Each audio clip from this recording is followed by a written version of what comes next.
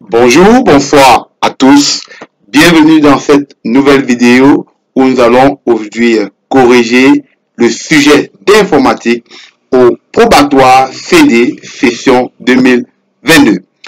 Derrière la vidéo, je suis Georges Tchenté, ingénieur EPLEC en informatique, surtout également le promoteur de l'Institut, le leader en informatique, également de la collection de livres qu'on appelle le leader en informatique. Alors, installe-toi confortablement, prends de quoi noter, cette correction va commencer tout de suite. Alors, la première partie donc de l'épreuve portait sur l'environnement numérique, sécurité informatique et multimédia.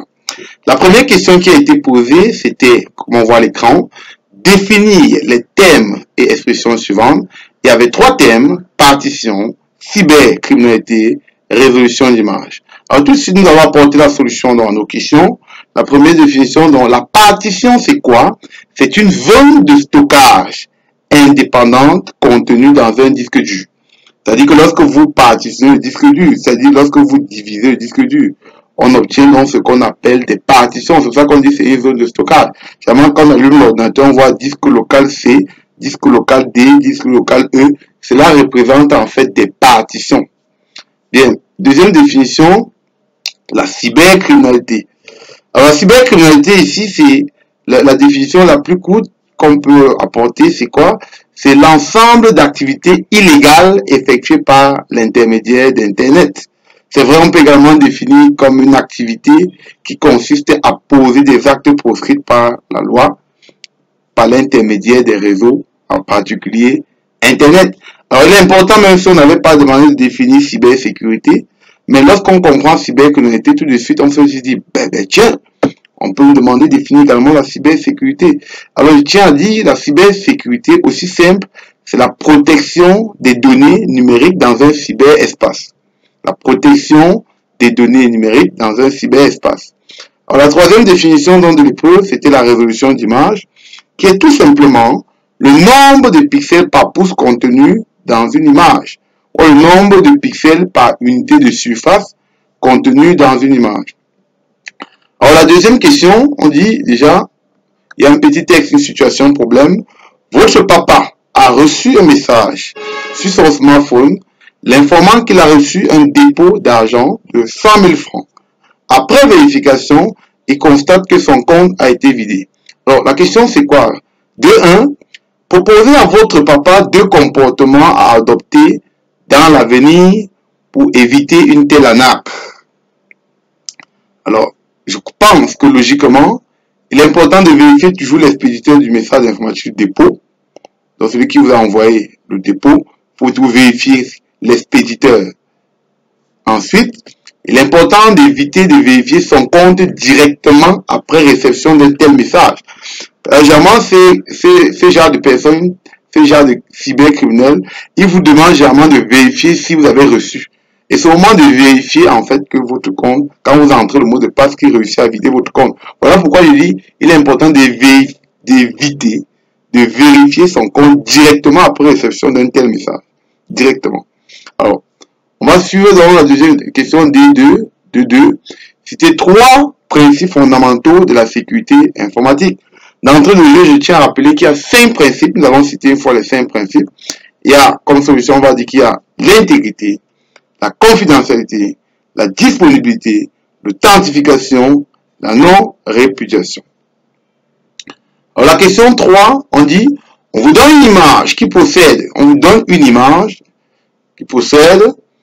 la définition 2048, comme vous avez à l'écran, fois 772 pixels. Entre parenthèses, on dit 1 kg est égal à 1024 octets. Alors, la question qui est posée donc, calculer le nombre total de pixels contenus dans cette image. Calculer le nombre total. Alors, on nous a donné la définition qui était de 2048 fois 3072. Il est question juste de multiplier le nombre de pixels. Parce que lorsqu'on dit 2048 fois 3072, ça signifie quoi? Ça signifie qu'on a 2048 pixels sur la longueur et 3072 pixels sur la largeur. Sur la hauteur, autant pour moi. Donc il est question de multiplier le nombre de pixels sur la longueur ou largeur si vous voulez, par le nombre de pixels sur la hauteur pour obtenir le nombre total de pixels. Qu'est-ce que ça donne? Alors comme solution, regardez, on va dire égal, regardez comment j'ai souligné le 2048 là, qui est le nombre de pixels sur la longueur. Là, je vais écrire en bas 2048, je mets fois, je prends également le nombre de pixels sur la hauteur souligné en bleu, là, je multiplie également par 3072, je vais mettre égal, après calcul, lorsque vous avez appuyé votre calculateur, vous allez trouver le résultat, 6 291 456, je mets l'unité pixel, abrégé PX. Bien. Question 3, on demande d'en déduire la taille en octets de cette image, sachant qu'un pixel nécessite 32 bits. Alors, je tiens à rappeler que le 32 bits dont on nous donne là, ce que ça représente en fait la profondeur. Alors, la formule donc pour calculer la taille ici, c'est quoi?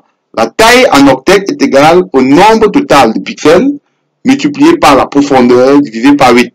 Alors, je tiens à rappeler que le nombre total de pixels, on vient de calculer ça dans la question précédente. Et la profondeur, on va dire, c'est de 32 bits. Donc, en application numérique, on va dire le nombre total de pixels est égal d'abord à 6 991 456 pixels qu'on a trouvé précédemment. Et la profondeur, c'est ça que je souligne juste à côté, 32 bits. On a donc la profondeur de 32 bits. Si on applique donc, on va voir que la taille en octet est égale à 6 291 456 qui représente le nombre total, multiplié par 32 qui représente la profondeur, et le tout divisé par 8, on va trouver donc égal à 25 100 à 2 516 824 octets. 25 millions autant pour moi. 25 millions autant pour moi. Vous savez, les chiffres en termes d'argent, parfois quand on voit des millions, prononcer n'est pas toujours évident. Disons, j'y arrive, 25 millions, voilà, 165 824 octets.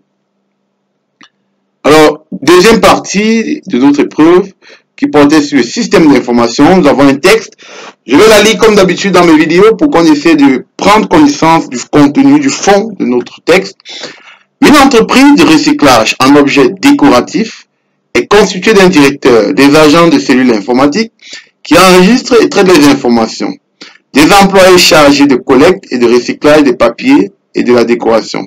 En termes de ressources matérielles et logicielles, on a des pots de collecte, des pinces, des ciseaux, ainsi que des ordinateurs dotés de logiciels pour permettant de faire des recherches sur des objets à fabriquer.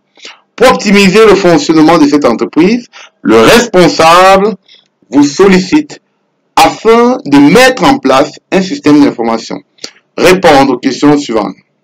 Alors la première question, comme c'est bien affiché à l'écran, c'est de définir système d'information. Et définir également entreprise. Le système d'information, tout simplement, c'est quoi? C'est un ensemble de ressources permettant d'acquérir, de traiter, de stocker et restituer les informations au sein d'une organisation. Au sein d'une organisation. On pourra encore définir aussi simplement que le système d'information est un ensemble de ressources matérielles, logicielles et humaines mises en place pour la gestion de l'information au sein d'une organisation. Alors, nous allons définir également entreprise. Une entreprise, c'est quoi?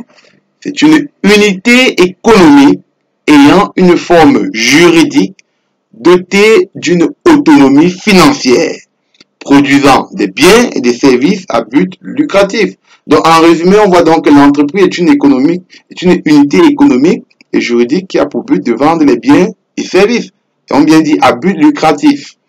Bien, nous avons évolué donc en 1-2.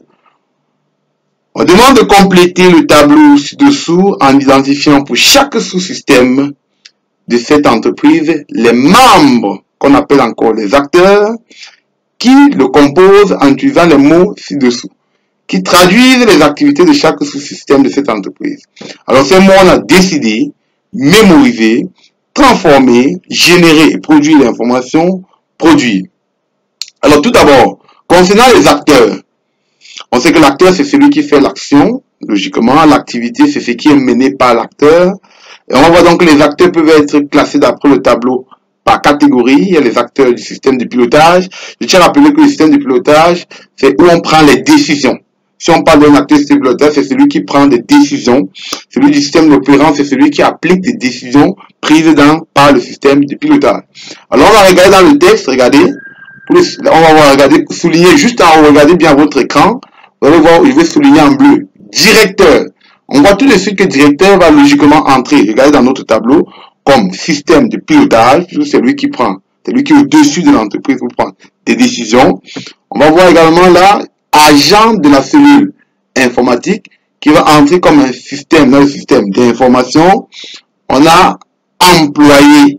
Quand on est employé, ça veut dire quoi? Ça veut dire qu'on est des personnes qui exécutent des tâches données par le système de pilotage. Donc, employé va entrer dans le système opérant. Alors, concernant les activités des différents acteurs, alors regardez là, ici il y a décider, regardons les verbes qu'on nous a donnés. Décider renvoie au directeur, bien évidemment. On a mémoriser. Mémoriser, bien évidemment, va rentrer au niveau du système d'information, parce qu'on sait que le système d'information a 4 fonctions: stocker ou mémoriser, traiter, diffuser, collecter. On a transformer, qui va rentrer logiquement juste en bas, au niveau du système opérant. On a transformé, qui va rentrer au niveau du système opérant. Même si vous ne voyez pas bien sur votre petit écran à cause de ma vidéo, où je suis en train de parler, mais sachez que transformer entre du côté du système opérant. On a logiquement, juste après, générer et produire. Alors, générer et produire, là, voilà, générer et produire de l'information qui va entrer dans le côté système d'information. Et enfin, on a produit qui va entrer du côté du système opérant. Alors, on va évoluer en deux. Un agent de la cellule informatique réalise une application du système d'information qui s'appuie sur une base de données exploitable via un GBD. Cette base de données contient une table nommée employé, constituée de champs numéro, nom, description, service, date de naissance. Alors 2.1, donner la signification de SGBD. Alors SGBD, sans réfléchir, c'est système de gestion des bases de données. Alors, il est important, puisque c'est un sigle, de mettre les majuscules à leur place. Système commence par S majuscule, G majuscule, B, base de données B majuscule et données D majuscule. 2.2, c'était 2 exemples de SGBD. Nous avons une pléthorique, nous allons donner quelques-uns. On a MS Access, MySQL, Oracle Database, PostgreSQL, and so on. En 2.3, définir clé primaire. Alors, la clé primaire, il est important de savoir que, par exemple, lorsqu'on a un matricule, vous qui composez l'examen, votre matricule va vous être utile, par exemple, pour connaître le résultat d'examen. Donc, ça veut dire que le matricule est unique. Donc, on va donc définir le matricule, la clé primaire, comme quoi? Une colonne ou groupe de colonnes dont les valeurs permettent d'identifier de façon unique chaque enregistrement d'une table dans une base de données, ou alors un champ particulier qui permet d'identifier de manière unique un enregistrement dans une table. En 2.4, on demande d'identifier la clé primaire de la table employée. Tout à l'heure, nous avons dit que la table employée est constituée des champs, numéro, nom, description, date de naissance. Alors, on ne peut pas prendre nom pourquoi comme clé primaire. On peut avoir 2 employés qui ont le même nom, c'est pas bon. On peut avoir 2 employés qui ont la même date, qui sont nés le même jour, donc qui ont la même date de naissance, évidemment. Mais on ne peut pas avoir 2 employés d'après la logique qui ont le même numéro. Donc on va dire donc que comme le numéro de chaque employé est unique, on va dire ici que c'est numéro. Dans les examens, on peut vous demander les matricules, un peu comme le bac qui est passé il y a de cela un jour, au bac D. Il était question d'identifier donc la clé primaire. On avait proposé le matricule qui est bien évidemment une clé primaire parce qu'il est unique. Il peut avoir le numéro de CNI également. Mais dans le cadre de notre exercice, c'est le numéro. En 2.5, choisis l'intrus parmi les opérations suivantes proposées pour la manipulation de la table employée. Alors, on a supprimé, installé, insérer. Alors, on sait que supprimer est une opération qu'on fait jamais dans les bases de données, manipulation de données. Il y a généralement supprimé, il y a généralement inséré, il y a généralement modifié, il y a généralement même sélectionné. Mais je pense pas avoir déjà entendu installer. Donc, installer déjà n'entre nulle part. On va donc dire que c'est l'intrus ici. Donc, installer. Alors, nous allons faire une pause publicitaire, mais avec un peu de son à l'appui. Écoutons ça. Ce n'est pas le plus beau des beaux, mais c'est le chéri de la go qui nous met le plus haut. Alors, ce qu'il y a de plus beau que je peux vous offrir, d'après ce que la musique nous le dit, moi, en tant que promoteur de l'Institut Luvier en informatique, je vous offre des formations à des prix cadeaux, des formations de qualité dans tous les domaines de l'informatique. Alors, il y a l'infographie, le secrétariat bureautique, le montage vidéo, maintenance des réseaux informatiques, maintenance informatique, secrétariat comptable, marketing digital, génie logiciel, délégué médical auxiliaire, un bonus, l'hôtellerie. Alors oui, c'est possible de se former chez nous à distance également. Toi qui es à Yaoundé, Maroua, France, États-Unis. Oui, nous avons des services à distance en ligne qui vous permettent de suivre des cours, des formations à distance. Surtout des formations vraiment qualifiantes et diplômantes. Surtout avec, on insiste beaucoup plus sur le savoir-faire pour pouvoir facilement s'intégrer dans la société, surtout s'auto-employer dans ces domaines. Alors oui, on peut bénéficier des diplômes comme le DQP. Le DQP, qui veut dire diplôme de qualification professionnelle délivré par le ministère de l'Emploi et de la Formation professionnelle. On peut bénéficier du BTS, licence professionnelle. Nous sommes vraiment à Tchang et nous œuvrons vraiment pour la perfection dans le domaine de l'informatique. Alors nous proposons des services, nous avons également des services de vente des outils comme le laptop que vous voyez, des laptops de dernière génération à des prix vraiment très flatteurs, vraiment avec des services après-vente offerts, oui, et des garanties sur 6 mois, 1 an. Nous avons des imprimantes, des clés USB de qualité à des prix de folie, alors des télévisions numériques, également des disques durs et bien beaucoup de choses. N'oubliez surtout pas qu'il y a votre collection, le leader, pour ceux qui sont en classe de première, pour la classe de terminale qui va vous être utile. Ce livre est très précieux, avec un contenu très riche qui va de 6e en terminale enseignement général et de 6e en terminale enseignement technique, avec des filières de TI disponibles dans les librairies. Également, vous pouvez me contacter sur mon numéro que vous avez à votre écran, c'est-à-dire 679 63 76 22, numéro WhatsApp, numéro offert, numéro qui vous offre des services vraiment qui peuvent vous permettre de vous épanouir dans le domaine de l'informatique. Alors, trop parlé, nous allons aborder la 3e partie, mais avant, petite pause musicale. Quelqu'un qui peut pas trop, qui agit comme il le faut. Chez nous, c'est ça, on dit. On y va. Bien, la 3e partie de notre épreuve, c'était l'algorithme et programmation.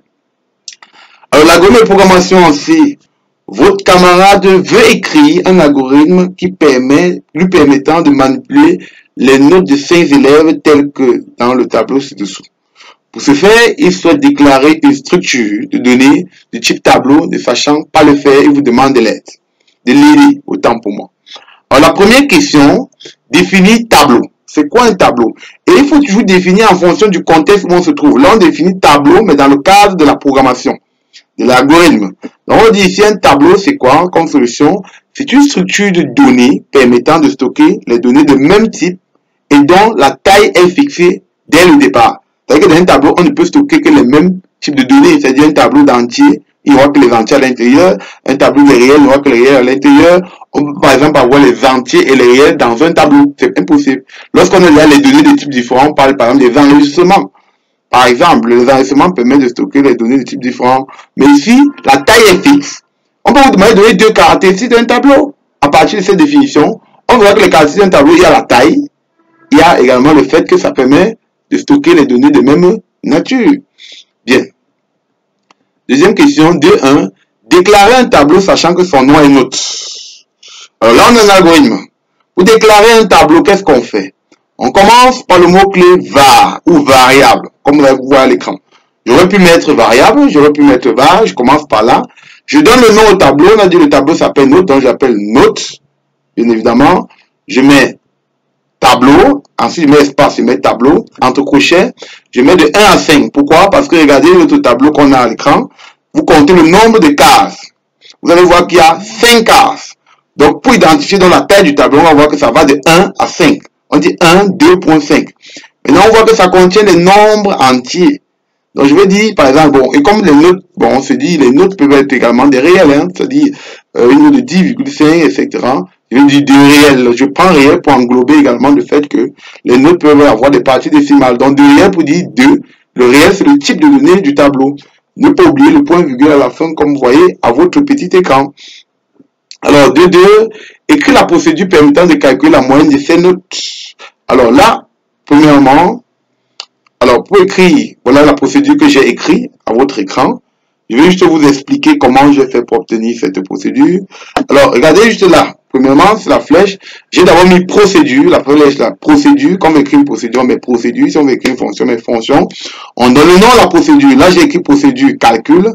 Entre parenthèses, var. Je déclare le tableau qu'on a vu tout à l'heure. Donc, je prends en paramètre le tableau. Puisque s'il faut calculer la moyenne des notes d'un tableau, il faut prendre ce tableau en paramètre. Puisqu'on ne peut pas calculer les notes d'un tableau qu'on n'a pas. Et dans les fonctions de procédure, ce qu'on a besoin, on le met en paramètre. Donc, j'ai mis entre parenthèses, qui représente les paramètres, bien évidemment, le tableau qu'on a déclaré tout à l'heure. Alors là, je vais évoluer. La deuxième ligne, là, je déclare une variable i de point, variable i de type entier, une variable somme qui va contenir la somme, bien évidemment, parce qu'on ne peut pas faire la moyenne sans faire la somme. J'aurai besoin d'une variable donc pour la somme et pour la moyenne. Donc, on va d'abord sommer toutes les valeurs du tableau. Ensuite, on va faire la somme divisée par le nombre de notes pour obtenir la moyenne. C'est pour ça que je déclare la variable somme et moyenne. Et il va nous permettre de parcourir le tableau. Alors ici, à la ligne 3, début, bien évidemment, i, je l'initialise à 1. Comme on a un algorithme, le tableau i va nous permettre de commencer le tableau à 1. Parce que le tableau, on va dire, quand on manipule un tableau, on dit la boucle la plus facile, c'est pour. C'est-à-dire, comme tu voyais là la ligne, pour i de 1 à 5. Le tableau va jusqu'à 5. Donc, pour i de 1 à 5, donc on va parcourir tout le tableau. Si le tableau c'était de taille 100, je dis pour i de 1 à 5. Il est mieux toujours d'utiliser la boucle pour parce qu'il est plus évident, plus facile. Pas besoin d'initialiser, il est automatique. Donc, pour i de 1 à 5, qu'est-ce que je fais? Je dois d'abord sommer toutes les valeurs du tableau. Je vais utiliser la variable somme qui va recevoir somme lui-même plus note de i. Note de i, c'est quoi? C'est l'élément du tableau en position i. Donc, à i, on va dire note de 1, note de 2, note de 3. C'est vrai, on aurait une question que quelqu'un aurait pu nous poser. La variable somme n'a pas été initialisée au départ. En principe, on peut créer une ligne juste en haut. Après, il reçoit 1. On initialise la variable somme à 0, évidemment. On met d'abord 0. Bon, là, c'est peut-être une oubli dans notre vidéo, mais pouvoir initialiser somme à 0. Alors, après avoir parcouru dans la boucle pour qui s'arrête à fin pour, on suppose qu'on va faire somme plus node de i, node de 1, node de 2, node de 3, node de 4, node de 5. On aura obtenu donc la somme de notes à la fin de la boucle. Il sera question à la fin, vous voyez là, de faire somme divisée par 5. On met dans la variable moyenne, qui est la moyenne. Et enfin, on affiche le résultat. On ne retourne pas, il s'agit d'une procédure. C'est dans la fonction qu'on devait mettre return, retourner, moyenne. Ici, on va juste afficher, écrire entre parenthèses, MOY. Et ne pas mettre les guillemets au niveau de MOY lorsqu'on affiche parce que c'est une variable et non une chaîne de caractères. Alors, un peu là, on a fin. 3. Écrire en C le code qui permet d'insérer ce tableau avec les valeurs imbriquées. Alors, là, on est en C déjà. Pour écrire un code en C, qu'est-ce qu'on fait? On met d'abord le type. Alors qu'en algorithme, on mettait var. Ici, on met d'abord le type. Alors, on se rend compte que le type ici, c'était réel en C. En algorithmique, autant pour moi, en C, réel va devenir là. Voilà. Ici, voilà, ici, il y a un type qui a été oublié. Vous allez m'excuser du désagrément. Bref, on doit commencer par le type. Le réel, on a vu que les notes sont déclarées de type réel. Et réel en C correspond à float. Donc, on va mettre un float qui vous allez mettre sur votre petit écran ou bien sur votre papier. Vous mettez un float F-L-O-A-T, qui est le type d'abord, qu'on déclare un tableau, que j'ai omis dans ma vidéo. Mais après, on met maintenant note que vous allez voir à l'écran, juste après float, que j'ai pas mis, bien sûr. Float, ensuite, on met note. Ensuite, entre crochets, on met la taille. On ne va plus mettre de 1 à 5. Non, on met directement la taille. De 1 à 5 forme 5. Donc la taille c'est 5, je mets entre crochets, je mets 5. Et là on a dit qu'on reçoit les valeurs, je mets l'affectation. On a dit d'initialiser une fois le tableau. Je mets donc, j'ouvre la collade, Je mets les différentes valeurs que nous avons au tableau, je les sépare par les virgules 10, 12, 16, 14, 17. Je ferme la collade et mets point virgule. Je tiens à rappeler qu'il y a un flop avant notre dessin qui a été oublié dans la vidéo, qui est le type de la variable du tableau. Alors, en question, partie 2, programmation. Pendant la visite d'un site web, votre ami est émerveillé par le formulaire ci-dessous, ci-après. Il vous sollicite pour lui proposer un code qui pourrait lui permettre de créer une telle page. En première question, citez 2 langages utilisés pour la création des pages web et pour leur mise en forme. Alors, pour créer les pages web, c'est bien évidemment le HTML. Pour faire les mises en forme, c'est bien évidemment le CSS qu'on appelle encore les feuilles de style. Et CSS, pour votre information, ça signifie Cascading Style Sheet, et HTML, Hypertext Markup Language. Alors, on doit écrire le code permettant d'afficher la ligne 4. Regardez bien la ligne 4, la voici, en jaune que j'ai pointé. Alors, on voit bien que là, c'est une liste déroulante. On voit bien examen sollicité, choisi, probatoire, C. Alors, la liste déroulante, puisque la créer, on va d'abord mettre examen sollicité. On va utiliser la balise select, comme on voit à l'écran, le méga examen. Select, c'est pour les listes déroulantes. Pour ajouter les éléments dans la liste, les éléments de la liste, on utilise dans la balise option. Alors, vous voyez, j'ai mis dans option selected. Pourquoi? Parce que vous voyez, choisi vient 2 fois à l'écran. Regardez bien sur votre image, il y a choisi, choisi. Ça veut dire que choisi est l'élément, comme on dit, entre parenthèses, choisi par défaut. Donc, c'est pour ça qu'on met selected pour dire que c'est déjà sélectionné par défaut. Voilà. Les autres, on n'aura pas besoin de ça. On va mettre option probatoire C pour ajouter l'élément probatoire C, option probatoire D, option probatoire E. On va fermer la balise select. Ensuite, à la question 3, donner la différence qui existe entre le langage HTML et le langage JavaScript. Alors, voilà. Alors, la différence, c'est quoi? Le HTML est un langage statique, c'est-à-dire que ça ne permet pas l'interaction avec une base de données, bien évidemment. Tandis que le JavaScript est un langage dynamique. En fait, c'est un langage qui rend une page web dynamique. C'est-à-dire que ça permet l'interactivité entre la page et la base de données. C'est-à-dire, l'interactivité entre l'utilisateur, par exemple, et la page web, en contrôlant, par exemple, les données saisies par l'utilisateur dans le formulaire. Ça, c'est ce que JavaScript fait. Ça permet, par exemple, de gérer les animations flash, gérer la date, et bien d'autres choses. Bien, question 5, c'est un exemple de logiciel qu'on peut utiliser pour saisir le code, saisir le code source du formulaire, un exemple de logiciel pour l'afficher. Alors, quand il y a saisi le code HTML, le code ceci, le code JavaScript, on parle des éditeurs de texte. On demande un exemple. Évitez de faire la confusion. Si on avait demandé la catégorie de logiciels qui permettait la saisie du code, on devait dire un éditeur de texte. Mais en fait, on demande ici l'exemple d'éditeur de texte. C'est-à-dire qu'on va voir comme exemple de logiciel là, bloc-notes, Notepad.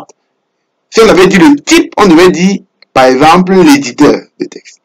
Maintenant, pour l'afficher, en fait, on demande d'autres termes le résultat d'un code. Le résultat, donc, ça s'affiche dans un endroit qu'on appelle un navigateur. Et on demande donc l'exemple. L'exemple. Donc, on va exemple, Mozilla Firefox, il faut bien écrire Firefox, Internet Explorer, Google Chrome, et bien d'autres. Alors, nous sommes rendus à la fin de notre vidéo. Alors, surtout, n'hésitez pas à prendre des contacts utiles pour nous contacter en cas de besoin d'un service. Alors, nous avons numéro WhatsApp 619 63 76 22, ça c'est le numéro WhatsApp. Nous avons l'adresse email que vous avez à votre petit écran, notre chaîne YouTube, notre page Facebook, bien évidemment. Et si tu n'es pas abonné, n'oublie pas surtout de cliquer sur s'abonner. Et si tu as liké et aimé la vidéo, n'oublie pas de cliquer sur j'aime. Et n'oublie pas également de cliquer sur la cloche pour pouvoir recevoir toutes nos nouvelles vidéos et être au courant. Et n'oublie surtout pas de nous laisser un commentaire, un juste commentaire. À nous revoir dans une prochaine vidéo. Ciao! Avec lui, la vie est bonne. Le monde est bon.